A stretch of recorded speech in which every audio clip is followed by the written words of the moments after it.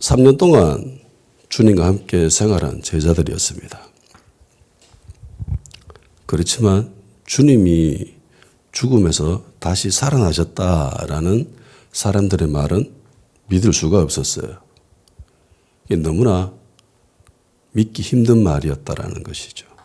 이거는 복음 전파한다는 것이 이게 쉽지만은 않다라는 것을 제자들의 모습을 통해서 보여주는 거죠. 3년 동안 그렇게 같이 생활하고 그렇게 이야기도 들었음에도 불구하고 그걸 거부하잖아요. 하물며 주님으로부터 아무런 연관성이 없는 시대에 사는 사람들과 문화권에 있는 사람들, 공통점이라고는 전혀 찾아볼 수 없는 그런 사람들에게 복음을 전파했을 때에 그들이 쉽게 받아들인다? 이 일은 쉽지 않다라는 거예요. 쉽게 될 수가 없는 겁니다. 예수님으로부터 직접 양육받은 제자들이었지만 못 받아들였는데 뭐 우리랑 이스라엘이랑 무슨 상관입니까? 그죠? 근데 그 사람들이 2000년 전에 있었던 그 일들을 믿으라라고 한다면 이게 믿는 게 기적이지. 그렇잖아요. 그래서 불신자 안 믿는 게 저게 당연한 거예요. 예, 어찌 보면. 제가 상식적으로 생각해 봐도 저거는 당연한 겁니다. 믿는 게 이상한 거예요. 믿는 게 기적이고 제자들도 못 믿었잖아.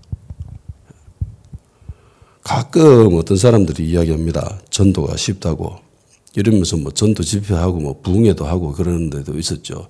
저도 예전에 참석해 봤지만은 전도가 쉽다라고 이야기를 합니다. 근데 한번 생각해 봅시다. 전도가 쉽습니까?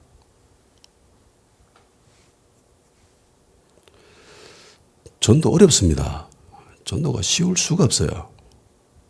최초의 전도자도 실패했잖아요. 제자들한테 가서 전도해 봤지만 안 먹히죠. 안 믿습니다. 뭐 헛소리 하냐 이러면서.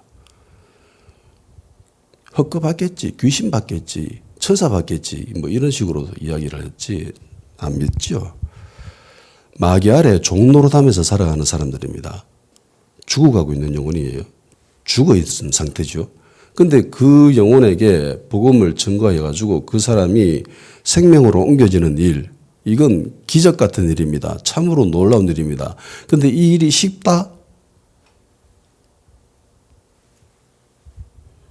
쉽지 않아요. 절대로 쉽지 않습니다. 물론 그분들이 왜 전도가 쉽다라는 문장을 사용했는지 그 의도는 충분히 이해를 합니다. 왜냐하면은 교회 성도들이 전도에 대해서 너무 두렵게 생각하고 무섭게 생각하기 때문에 힘들게 생각하기 때문에 아예 접근조차 안 하니까.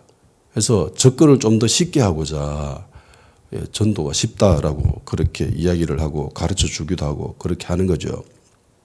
그래서 이 전도라는 행위 자체에 너무 굳어 있는 사람들이 많기 때문에 전도라는 행위에 대해서 좀 더 쉽게 접근해 주기 위해서 의도적으로 좀 편집한 것이지 이게 쉬운 거는 아니에요. 그래서 집회를 경험하고 참석해가지고 은혜 받고 그래 전도가 쉽구나 이러면서 가서 막상 전도해 보잖아요. 그럼 깨닫게 되죠. 아, 안 쉽네. 움직일 수 있게 도움 주는 역할만 할 뿐이지 막상 전도는 어렵습니다. 왜요? 어렵기 때문에. 전도는 어렵기 때문에. 하나님의 자녀들이 빛의 자녀들이 열심히 일을 합니다. 그죠? 나가서 전도하고 그러면 일을 하면은 그러면 마귀들은 가만히 있을까요? 우리 하나님은 주무시지도 않고 쉬지도 않고 일하신다고 합니다. 그러면 마귀들은 잘까요? 마귀들은 쉴까요? 아닙니다. 얘네들도 쉬지 않고 자지도 않고 열심히 일합니다. 예. 그러니까 교회에 오려고 하는 사람들이 못 오잖아요. 목사님 저 교회 갈게요 이래놓고 안 오는 애들이 참 많아요. 연락해 보면 다 무슨 일이 있었대. 당연히 일이 있었겠지. 일이 있었으니까 교회 안 왔겠지. 마귀들도 열심히 일하고 있다는 겁니다. 예수님은 제자들이 다른 제자들의 이야기를 듣고 믿기를 기대했습니다. 근데 아무도 안 믿는 거예요. 아무도. 그래서 열받으셔가지고 주님이 직접 나타나셨죠. 예. 열받았다는 거는 당연합니다. 여기 보면 꾸짖었다라고 하잖아요. 예. 화가 나신 거죠. 주님은 제자들이 믿음이 없는 것과 마음이 완악한 것에 대해서 꾸짖었습니다. 부활하셔가지고요. 제자들한테 처음으로 나타나셨어요. 첫 인사가 꾸짖음입니다. 야, 이 자식들아! 이러면서 너희들 왜 그래 믿음이 없냐? 왜 그래 고집이 세냐? 이러면서 죽음에서 부활하시고 난 뒤에 제자들에게 나타나셨습니다. 하고 싶은 말이 얼마나 많겠어요. 지옥이 어떤지에 대해서, 그죠? 천국이 어떤지에 대해서도 이야기해 줄 수 있는 거잖아요. 이야기할 거리가 정말 많음에도 불구하고 나타나서 제일 먼저 하신 말이 꾸짖는 거였습니다. 야, 너희들 왜 그래 믿음이 없냐? 너희들 생각이 왜 그렇게 고집스러운데?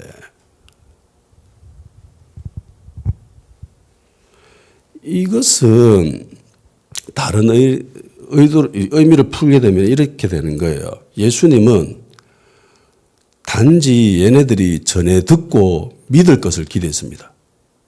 당연히 믿을 것이라고 생각을 했습니다. 근데 안 믿었는 거죠. 그래서 꾸짖은 거예요. 요한복음에 보면은 예수님이 나타나셨을 때에 그 가운데 희한하게 또 도마는 빠져 있었습니다. 그래서 도마 이외의 모든 사람들은 예수님이 부활하셨다는 것에 대해서 믿게 된 거죠. 전에 들어서는 못 믿어가지고 나중에는 다 직접 나타나셨으니까 좀 보고, 진짜 예수님이네? 이러면서 이제 믿게 된 거예요. 한두 명이 아니죠. 도마 빼고 모든 사람들이 다 믿게 된 겁니다. 상황이 이 정도 되면은 여러분이 도마 입장이라고 생각해 봅시다. 교회에 있었던 모든 사람들이 다 부활하신 것을 경험했대요. 한 명 빼고, 내 빼고는 모든 사람들이 그걸 다 보고 믿게 된 거예요. 그럼 여러분이라면 믿겠습니까? 아니면 무슨 말도 안 되는 택도 없는 소리 이러면서 절대로 안 믿을 거야 이러면서 최시고집처럼 이렇게 부리겠습니까? 도마는 최강가 고집이 장난이 아닙니다. 모든 사람들이 다 예수님이 부활하셨다는 것에 대해서 믿음에도 불구하고 도마는 버팅기죠. 난 못 믿겠다. 내 눈으로 직접 보고 옆구리에 손가락 찔러보고 손바닥에 구멍 뚫리는 거 못 자국에 내가 손가락 집어넣어 보고 그러고 난 뒤에 내가 믿겠다라는 말을 하죠. 그러면 도마는 잔인한 사람일까요? 이 말이 다른 의미로 무슨 말이에요? 절대로 안 믿겠다는 소리죠. 절대로 안 믿겠다는 소리입니다. 옆구리 손가락 집어넣어 보겠다. 이게 인간이라면 그럴 수가 없잖아. 창 찔린 그 옆구리에 손가락 집어넣어 쑤시고 못 박힌 이 손바닥에 손가락 집어넣어 가지고 뚫혔는지 안 뚫혔는지 확인해 본다라는 게 이건 그 말이 아니고 안 믿겠다는 소리죠. 절대로 안 믿겠다는 겁니다. 그럴 리가 없다. 절대로 그럴 리가 없다.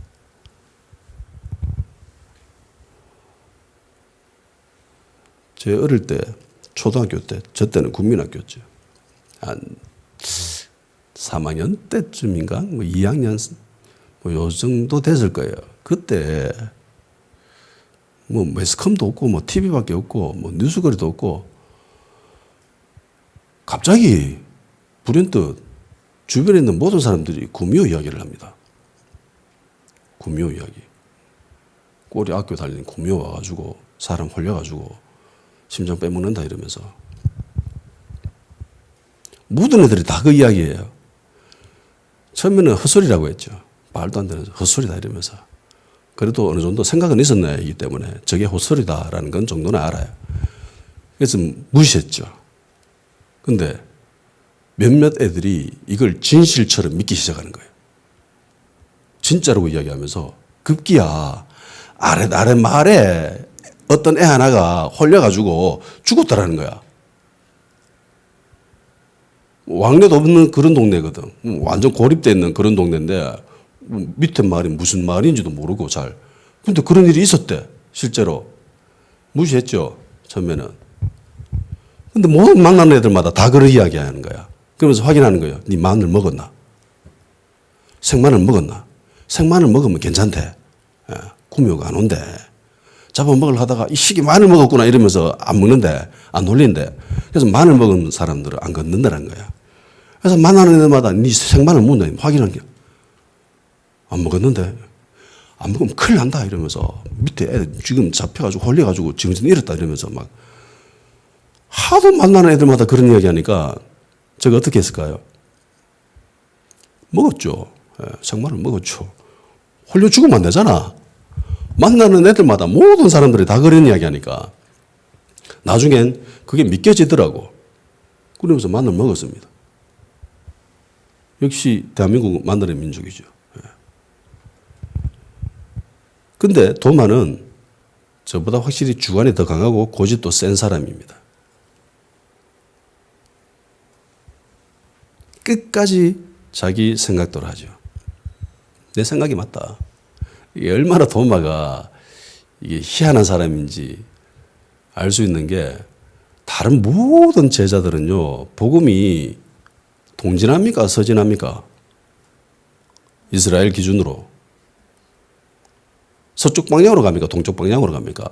바울이 서쪽으로 가다가 동쪽으로 가려고 딱 계획을 짰는데 밤에 꿈에 마게도니아 사람들이 막 손짓하죠. 이쪽으로 오세요 이러면서.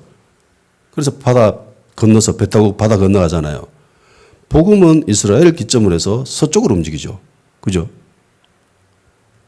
도마는 어디로 갔을까요? 혼자 동쪽으로 갔습니다. 인도에는 도마가 전도한 교회들이 있습니다. 이 사람이 희한한 사람이에요. 나는 너희들과 달라 이러면서 재미난 사람입니다. 확실히 고집이 장난 아니에요. 이 이야기가 요한복음 20장 24절에서 29절까지 있죠. 그래서 예수님이 마지막에 도마한테 야 손가락 집어넣어라. 손가락 집어넣어봐라. 그리고 보고 믿어라. 근데 보지 않고 믿는 사람은 복된 사람들이다 라고 말씀을 하십니다. 여러분들은 모두 복된 사람들입니다. 아멘. 제자들보다 훨씬 더 복된 사람들이에요. 제자들은 단 한 명도 안 보고 믿은 사람이 없어요.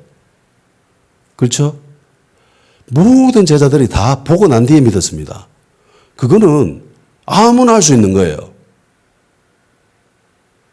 10살짜리 꼬맹이도 할 수 있는 이야기, 할 수 있는 거잖아요. 보고 난 뒤에 믿는 거는 누가 못해. 근데 어리석게도 안타깝게도 제자들이 이랬다는 겁니다. 모든 제자들이 다 보고 난 뒤에 믿었습니다. 근데 여러분들은 안 보고 믿잖아요, 지금. 이게 기적인 거죠.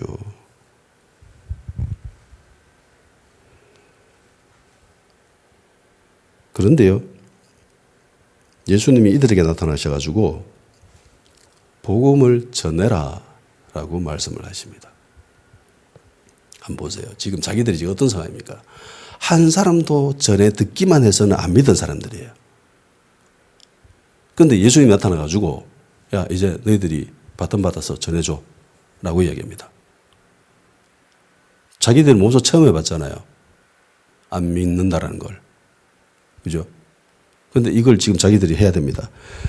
그러면 예수님이 얘네들 골탕 먹이려고 이 새끼들 너희들 안 보고는 아무도 안 믿었지. 너희들도 한번 고생해봐라 라고 생각하면서 이렇게 했을까요? 그건 아니죠. 예수님이 이들에게 전도해라고 사명을 주셨습니다. 그랬을 때 이 제자들의 마음이 어땠을 것 같습니까? 기분이 어땠을 것 같았어요? 마냥 기쁘기만 할까요? 와, 나에게 이런 거룩한 사명이 맡겨졌구나 이러면서 좋아했을까요? 아니면 부담감도 있었을까요? 제가 생각하건대 충분히 부담감이 있었을 겁니다. 나도 보고 난 뒤에 믿었는데. 나는 삼전 동안 예수님을 쫓아다니고 예수님이 죽은 사람을 부활시키는 것도 그것도 한두 번도 아니고 세 번이나 본 사람인데 예수님까지 합쳐서 네 번인데 그런데도 난 안 믿었는데 이거 어떻게 믿게 하지? 그런 부담감이 없었을까요? 충분히 있을 거라고 생각합니다. 예, 충분히 있었을 거예요.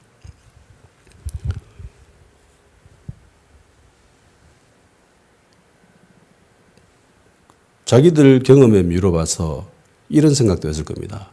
전해주기만 해서는 듣기만 해서는 얘네들이 잘 안 믿을 건데 예수님을 보면 믿을 수도 있는데 예수님이 나타나실 수 있을까? 자기들은 그랬잖아요. 근데 이제 복음을 전해야 됩니다. 예. 유대인들에게, 이방인들에게 복음을 전해야 됩니다. 땅끝까지 가서 복음을 전해야 됩니다. 근데 그들에게도 예수님이 나타나실까요? 안타깝게도 예수님은 승천해 버리시죠. 하늘에 올라가 버리십니다. 끝이죠. 그러면 이제 어떻게 하죠? 얘네들 입장에서는? 제자들 입장에서는 지금 어떻게 해야 될까요?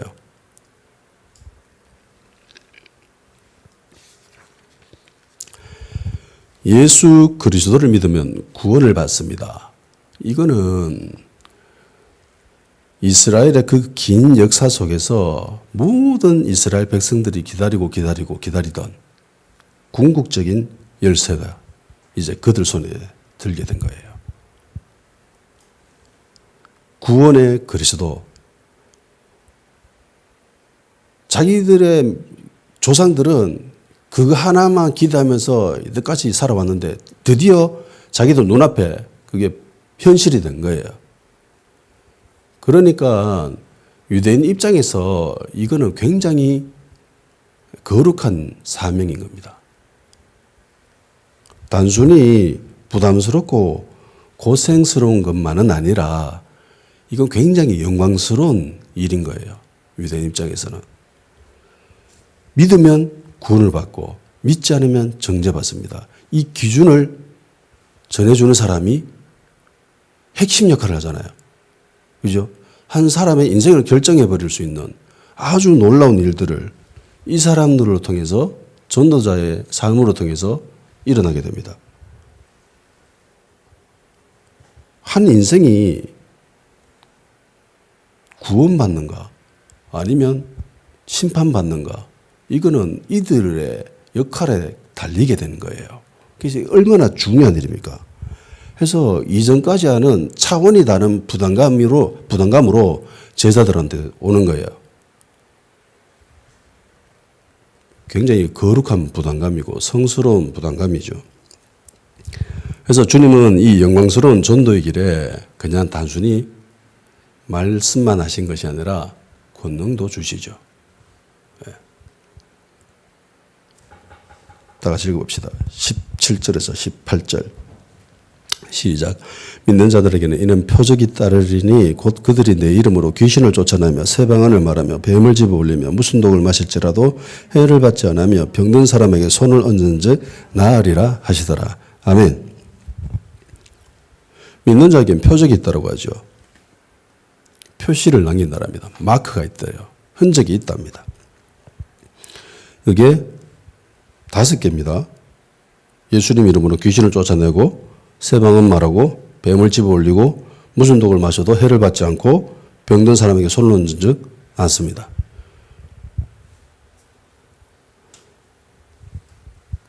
근데 안타깝게도 마가복음에 등장하는 이 말씀으로 인해서 교계에서 논쟁이 있었던 게 있었습니다. 그리고 일부 사람들은 이 본문의 의미와 비중을 굉장히 심각하게 훼손시켜 버립니다. 왜 그렇게 이야기를 하냐면은 그들이 내세우는 근거는 이거예요. 마가복음 16장 9절에서 22절까지 보면은 대갈로 쳐져 있죠. 9절 앞에 보면은 갈로 쳐져 있습니다. 20절 제일 마지막에도 갈로 쳐져 있죠. 이게 무슨 말이냐면은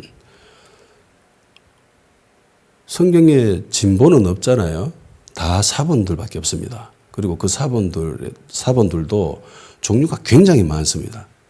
근데 사본들 중에 가장 권위 있다라고 생각되어지는 몇몇 사본에서 권위 있게 여겨지는 사본에서는 이 단락이 빠져 있어요.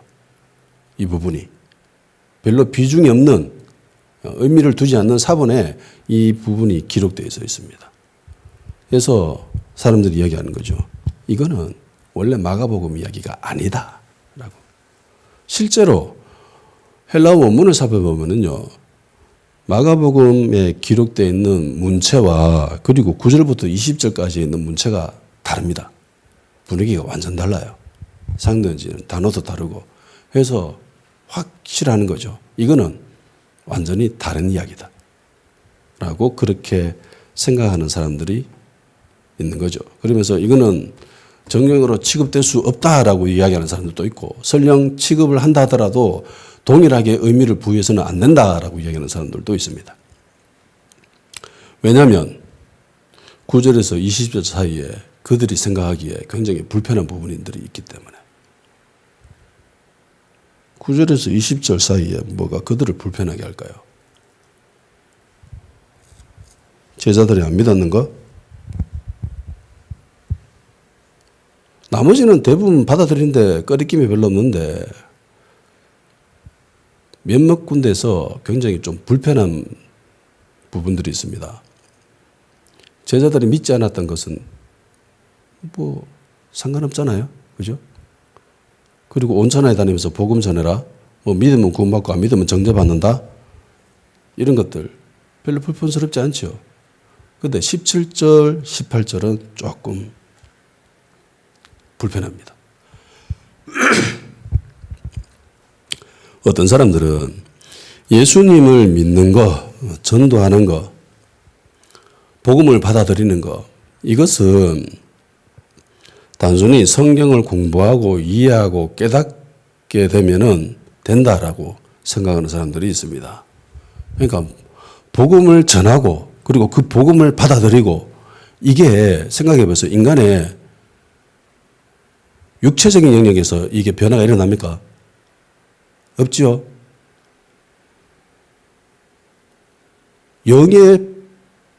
영적인 분위기에서 무슨 변화가 일어나요? 여러분들 예수 믿었을 때에 거듭난다고 하는데 내 영이 거듭나는 느낌이 있었어요? 못 느끼죠. 느끼는 게 이상한 겁니다.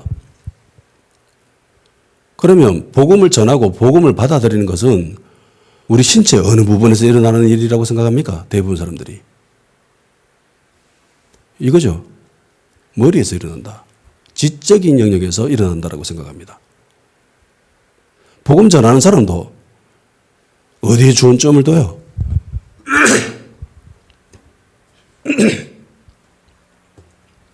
복음을 전하는 거, 이거는 거의 이 인간의 이성적인 영역에서 받아들일 수 있게끔 그렇게 짜여져 있죠. 복음을 받아들이는 사람들도 대부분 이 머리가 수긍하느냐 수긍하지 않느냐 여기에 달려 있습니다. 그런데 예수 그리스도를 영접해서 그리스도인이 된다고 하는 것은 단순히 이성의 변화, 가치관의 변화일 뿐일까요?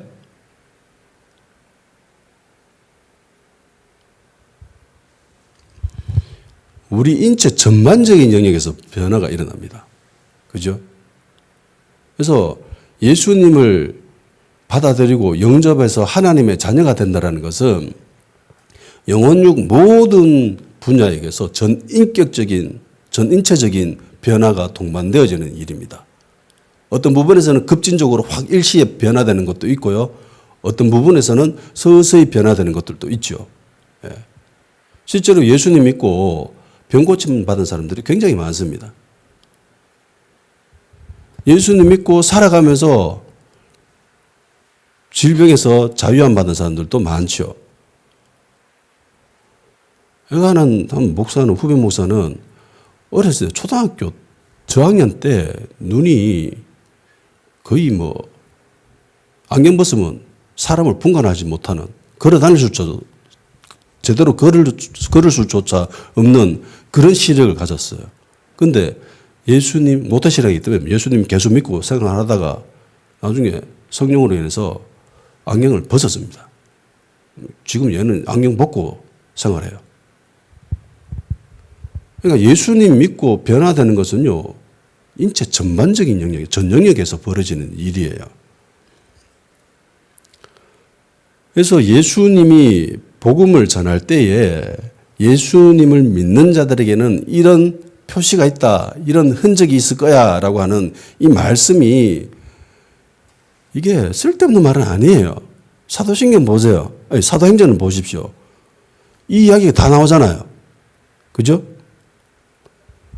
바울이 로마로 가다가 풍랑 맞아가지고 결국은 몰타섬에 가잖아요. 거기서 불 때다가 불구덩이에서 뱀이 태어나가지고 바울을 물어버렸습니다. 그래서 그 동네 원주민 사람들은 저 사람 저주받았다 이러면서 신으로부터 저주받는 사람이다 이러면서 막 그렇게 했는데 바울이 멀쩡하죠.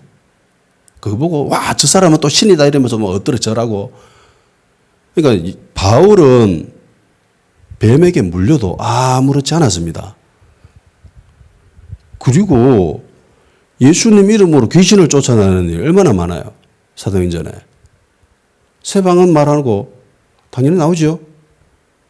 그리고 뱀 집어 올리는 거, 그리고 독을 마셔도 해를 받지 않는 거, 뭐 직접적인 이런 관계성은 없다 하더라도 바울의 예를 들어서 봤을 때 충분히 납득이 되어집니다.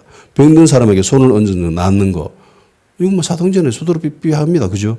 많이 등장하는 이야기예요.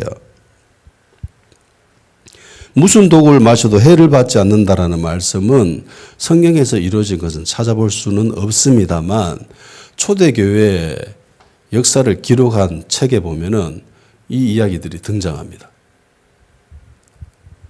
그러니까 믿는 자에게 이런 표적이 있다라는 것은 전혀 이상할 게 없는 자연스러운 일입니다. 그럼에도 불구하고 교회가 이 말씀에는 별로 적극적으로 도전하는 자세를 보이지 않지요. 전도에 대해서는 굉장히 적극적인 자세를 취한다 할지라도 믿는 자들에게 이런 표적이 따른다라고 하는 이 말씀에 대해서는 굉장히 좀 미지근한 반응을 보입니다. 뭐 되면 좋고 안 되면 말고 이런 식으로. 물론 그분들이 왜 그런 자세를 취하는지에 대해서도 충분히 이해할 수 있습니다. 일부 사람들은요, 이 말씀을 다른 식으로 받아들이는 사람들이 있습니다. 해서 부작용이 일어나요. 믿는 자에게는 이런 표적이 있기에 맹독을 가진 뱀을 집어 올렸습니다. 뱀이 가만히 있을까요? 물겠지요. 물면 어떻게 되죠? 독이 퍼지죠. 그래서 병원에 실려갔습니다. 어떤 사람은 죽기도 하고. 무슨 독을 마셔도 해를 받지 않는다고 해가지고 마치 차력쇼를 하듯이 독을 든 잔을 마십니다. 괜찮았을까요? 독에 전염되죠. 중독되죠. 병원에 실려가는 거고 어떤 사람 죽기도 하고. 실제로 일부 교회에서는 이런 일을 합니다. 네가 믿는 사람인지 안 믿는 사람인지 확인해보자 이러면서 뱀집 올려라 이러면서. 우리나라보다는 대체로 좀 미국 쪽에 이런 이야기가 많이 나와요. 그러면 그들은 믿는 자가 아니어서 이런 표적이 나타나지 않은 걸까요? 믿는 자에게는 이런 표적이 있다고 하잖아요. 이런 표시가 있다고 하잖아요. 그러면 그들이 뱀 물려가지고 독에 전염되고 막 중독되고 뱀 물려서 막 죽고 이러면 그 사람들은 믿지 않는 사람들이어서 그럴까요? 그렇게 행동하는 사람들은 그렇다라고 이야기를 합니다. 그런데 진짜 그럴까요? 이상이 없으면 믿는 사람이고 잘못되면 믿음 없는 사람. 그런데 한번 생각해 보세요. 본문 한번 자세히 들여다보십시오. 표적이 나타나야 믿는 자입니까? 아니면 믿는 자에게 이런 표적이 나타납니까?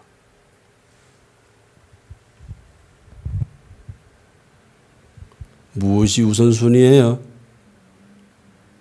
믿는 자예요? 아니면 표적이에요?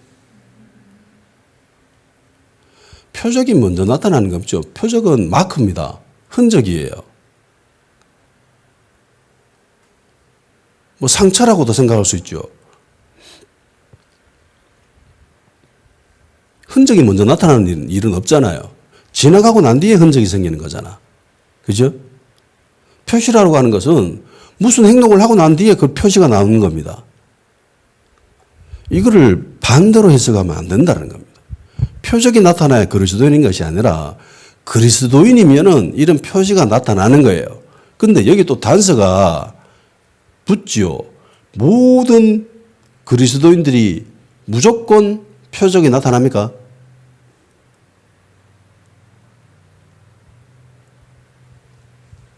아니면 이거 표적이 나타나는 것은 예수님을 믿고 신앙생활하면 자연스럽게 나타나는 그런 종류의 것이라고 생각을 하는 거예요. 무엇이 맞을까요? 무조건이라는 표현이 없죠. 그리고 그 시기도 언젠지는 알 수 없지요. 흔적이 하루 뒤에 나타날 수도 있는 거고 10일 뒤에 나타날 수도 있는 거고 한 달 있다가 나타날 수도 있고 1년 있다가 나타날 수도 있고 10년 있다가 나타날 수도 있고 30년 있다가 나타날 수도 있잖아요. 그죠? 근데 이거를 하루 만에 흔적이 있어야 돼. 표시가 있어야 돼. 그렇게 이야기하면 이게 말이 되는 소리예요? 심령이 약간 돌덩이 같아. 예. 그러면 이 돌덩이 같은 이거에다가 흔적을 남기려면은 표시를 새기려면은 이게 하루아침에 됩니까? 열심히 쪼아야 되잖아요. 그래야 돌이면 흔적이 남아요. 뭐 모래밭이면 송도로 이렇게 쑥쑥 꺼도 뭐 표시가 남겠죠. 그러니까 사람마다 이게 달라요. 흔적이, 표시가. 근데 천편일률적으로 그렇게 적용하는 것은 무리가 있습니다. 이걸로 통해서 부작용이 일어나는 거예요. 이걸 염려해서 그런 분들이 그렇게 이야기하는 것도 충분히 이해는 됩니다. 근데요,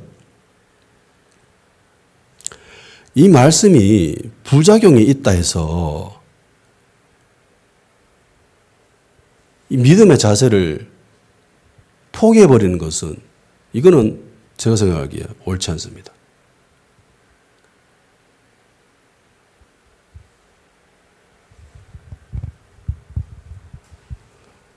마치 우리나라 속담처럼 구더기 무서워 장 못 담그는 거랑 똑같은 거예요.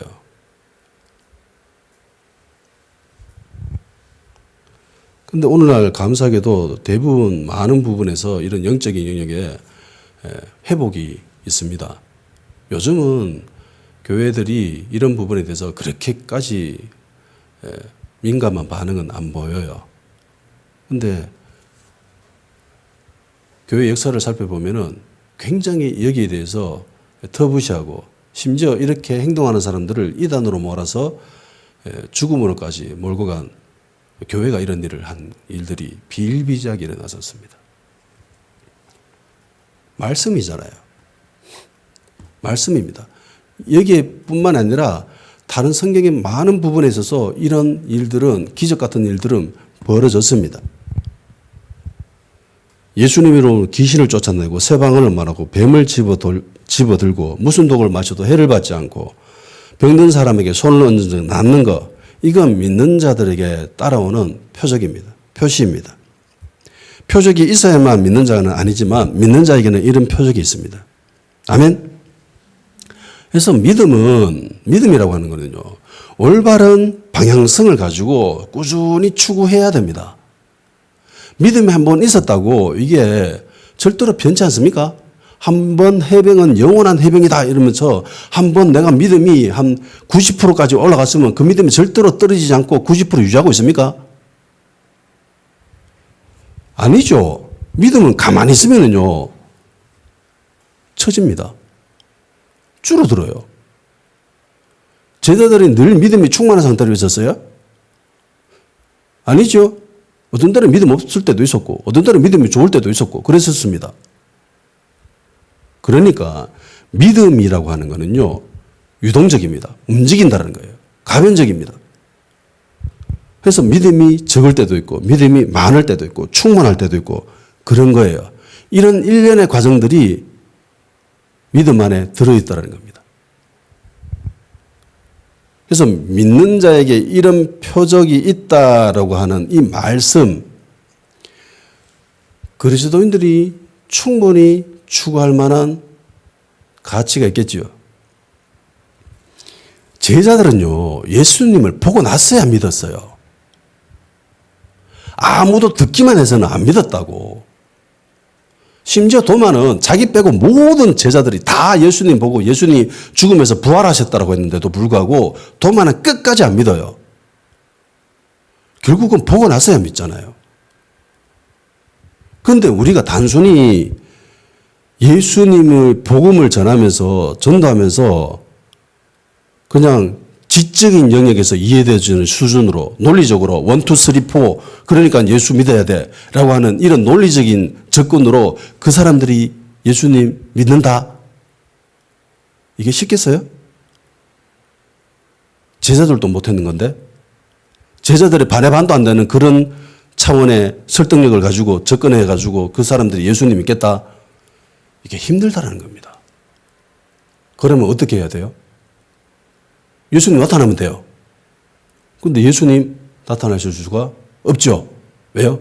승천해 버리셨잖아. 그럼 제자들의 주어지는 무기는 뭡니까?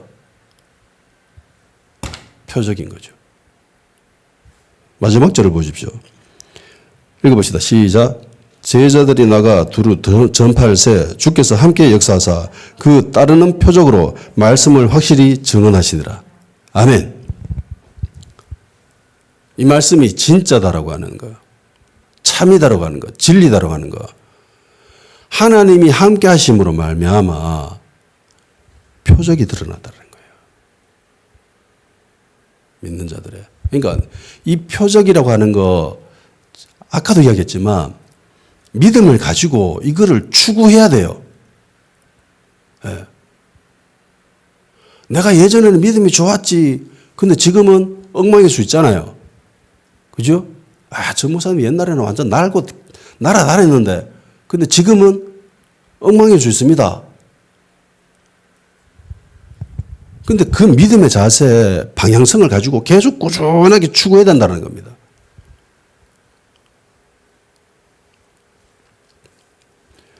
우리가 만일 어떤 사람을 전도할 때 이런 표적이 일어난다 이러면 얼마나 감사하겠습니까? 아, 우리는 믿지만, 우리는 알고 있고 믿고 있지만 안 믿는 저 사람이 내가 전하는 이 복음이 진짜다라는 거, 이게 진리다라는, 참이다라는 것을 내가 행동하는 그 표적으로 통해서 저 사람들이 그걸 보게 되면은, 아, 저게 진짜네. 저게 맞네. 라고 받아들일 거 아닙니까? 제자들은 예수님 보고 난 뒤에, 진짜네. 라고 했듯이, 그 불신자들도 우리를 통해서 드러나는 그 표적으로 통해서, 아, 진짜네. 라고 생각하게 될 거잖아요. 그러니까 이게 굉장히 중요하다는 겁니다. 이것만 추구해서는 곤란하겠죠. 그런데 이것도 추구해야 된다는 겁니다.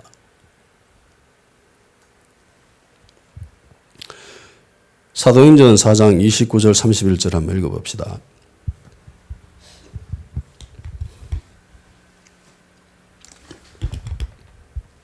사도행전 4장 29절에서 31절 시작. 주여 이제도 그들의 위협함을 굽어 보시옵고 또 종들로 하여금 담대히 하나님의 말씀을 전하게 하여 주시오며 손을 내밀어 병을 낫게 하시옵고 표적과 기사가 거룩한 종 예수의 이름으로 이루어지게 하옵소서 하더라. 빌기를 다음에 모인 곳이 진동하더니 무리가 다 성령이 충만하여 담대히 하나님의 말씀을 전하느라. 아멘. 복음 전하다가 핍박받습니다. 핍박받고 난 뒤에 이들이 모여가지고 이런 기도를 합니다. 전도하는데 핍박받았어요.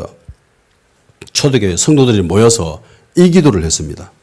표적이 이루어지게 하십시오. 그리고 성령 충만을 받아서 또 말씀을 전합니다. 초대교회 성도들은 이런 일을 했습니다. 단순히 복음만 전하는 게 아니라 표적이 같이 일어나길 기도했다라는 거예요. 이게 중요합니다. 왜 기도할까요? 기도를 어떨 때 기도하죠? 내가 가졌을 때 기도합니까? 아니면 갖지 못했을 때 기도합니까? 내가 가진 것을 계속 추구하려고 할 때 기도합니까?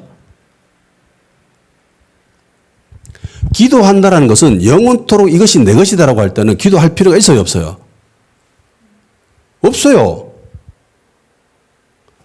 세음이는 내 딸이에요. 변함없는 진리입니다. 이렇게 기도합니다. 예수님, 세음이가 내 딸이 되기를 기도합니다. 이게 정상입니까? 비정상입니까? 비정상이죠. 비정상입니다. 세음이가 내 딸이라는 것은 영원토록 변함없는 진리입니다. 그러니까 영원토록 변치 않는 것에 대해서 기도하는 사람들은 없어요. 이 사람들이 표적이 일어나게 해주십시오라고 기도하는 것은 이 표적이 일어날 수도 있고 일어나지 않을 수도 있다라는 그 전제를 기본으로 깔고 있는 거잖아요. 그래서 기도하는 거예요. 내가 이것을 추구합니다. 이것을 나에게 더 부어주십시오. 충만하게 해주십시오라고 기도하는 거잖아요.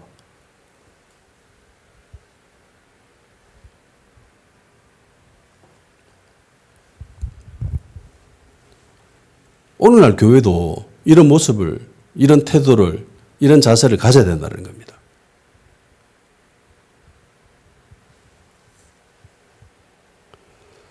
믿기가 힘들지 한번 믿으면 삶이 놀랍도록 변화됩니다. 예. 죽음에서 생명으로 옮겨졌습니다. 이거는 상상을 초월하는 거예요, 진짜. 영적인 세계를 한번 경험해 본 사람들은 이걸 뼈저리게 실감할 거예요. 야, 우리 눈에 보이는 거 이거 다 헛거다. 눈에 보이지 않는 세계가 있는데 그게 진짜더라. 그건 영원토록 변치 않아. 우리 눈에 보이는 것들은 다 시간이 지나면 변합니다. 얘들도 다 변했어요. 어릴 때 쪼맨했는데 갑자기 어느 시간이 지나니까 나이를 먹으니까 엄청나게 커져버립니다. 다 변해요. 나도 늙었고. 다 변합니다. 안 변하는 게 없어요. 근데 영원토록 변치 않는 게 있습니다. 그게 영적인 세계예요. 그것은 영원토록 변치 않습니다.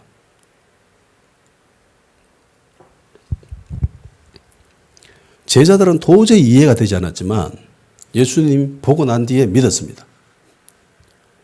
그리고 제자들은 완전히 다르게 변화되죠. 내 머리로 이해되지 않는다라고 그게 하나님 말씀이 아닌 것은 아니에요. 야, 이 말씀은 좀 받아들이기 힘든데 라고 생각하는 사람들도 있을 거예요. 저도 옛날에 그랬으니까. 그런데 내가 이해되지 않는다고 그게 하나님 말씀이 아닌 건 아니에요. 단지 내가 이해 못할 뿐이지.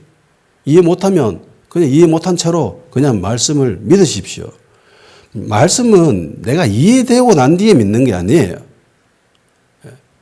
말씀은 나의 이성, 나의 이해를 뛰어넘잖아요. 나의 한계를 뛰어넘는 게 그게 말씀입니다. 그게 하나님이세요. 하나님이 나의 한계 안에서만 생활하십니까? 그 안에서만 역사하세요? 아니잖아요. 그런 하나님이면 믿을 필요가 없죠. 우리 하나님은 쉬지도 않고 주무시지도 않고 열심히 일하시며 나의 이성을 뛰어넘으시고요. 나의 한계를 뛰어넘어서 일하시고요. 내가 가진 수보다 훨씬 많은 수를 가지고 일하시는 분이 나의 하나님이십니다. 우리는 그런 하나님을 믿고 있어요. 믿는 자들에게는 이런 표적이 따릅니다. 지금 당장 나타나지 않는다고 이게 아닌 것은 아니에요. 그리고 뱀을 집어올리고 무슨 독을 마셔도 해를 받지 않는다. 이걸 테스트해가지고 내가 믿음이 있는지 없는지 판가름해 보겠다. 이거는 정말 어리석은 짓이죠. 이게 신앙과 무슨 관련이 있습니까? 이게 신앙과 무슨 관련이 있어요?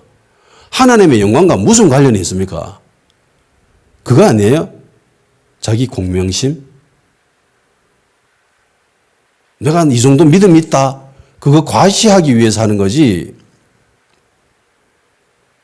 그러니까 배 물려서 병원에 실려가는 거지. 그런 마음으로 하니까. 바울이 야, 내 저 뱀 만져볼게. 내 만지면은 뱀이 나를 물 거야. 내가 물려도 내가 맹독에 물려도 내가 넘어지지 않고 쓰러지지 않고 죽지 않아. 그거 보면 너희들이 내가 예수님 믿는 거 확실하게 인정해라. 그렇게 하면서 물렸어요? 어떻게 하다 보니까 물렸잖아요. 그런데 아무런 일도 일어나지 않았다는 겁니다. 그리고 뱀을 집어 올리며라고 하는 이 부분에서는 저는 영적인 의미를 추구해야 된다고 생각하는 사람입니다. 뱀은 무엇을 상징합니까? 마귀죠. 우리가 마귀 수중에 놀아나는 사람입니까? 아니면 우리가 마귀를 쥐고 움켜쥐는 사람들이에요. 그리스도인들은 마귀를 움켜쥘 수 있는 권세가 있지 않습니까? 그죠? 음부의 권세가 우리를 해할 수 있어요, 없어요? 절대로 해할 수 없습니다. 그러니까 우리가 마귀를 쥐고 흔들 수 있는 거예요. 마귀가, 이 뱀이 가지고 있는 가장 강력한 무기가 뭡니까? 독입니다. 독 없는 뱀에게 물려도 뭐 별 상관없습니다. 뱀이 무서운 거는 독이 있기 때문이에요. 마귀에게도 이런 악한 독 같은 그런 무기들이 있습니다. 그런데 그 무기들이 그리스도인들을 해를 끼칠 수 있다라는 거예요, 없다라는 거예요? 없다라는 겁니다. 불신자들에게는 정말 치명적인 독이라 할지라도 그리스도인들에게는 아무런 해가 안 된다라는 겁니다. 불신자들에게 가장 강력한 무기가 뭡니까? 마귀들이 펼치는 죽음이잖아요. 사망이잖아요. 그게 그리스도인들에게 해를 끼칠 수 있어요, 없어요? 아무런 상관이 없어요. 수십 방 물고 수백 방 물어도 아무런 해를 못 끼쳐요, 우리에게는. 그런 능력이 우리에게 있다는 겁니다. 아멘? 표적에 대한 올바른 방향성을 가지고 추구해야 된다는 겁니다. 따라하십시오. 나는 믿는 자다. 나에게는 이런 표적이 따른다. 나는 예수님 이름으로 귀신을 쫓아낸다. 나는 새 방언을 말한다. 나는 뱀을 집어올리며 무슨 독을 마셔도 해를 받지 않는다. 내가 병든 사람에게 손을 얹으면 낫는다. 아멘? 아멘.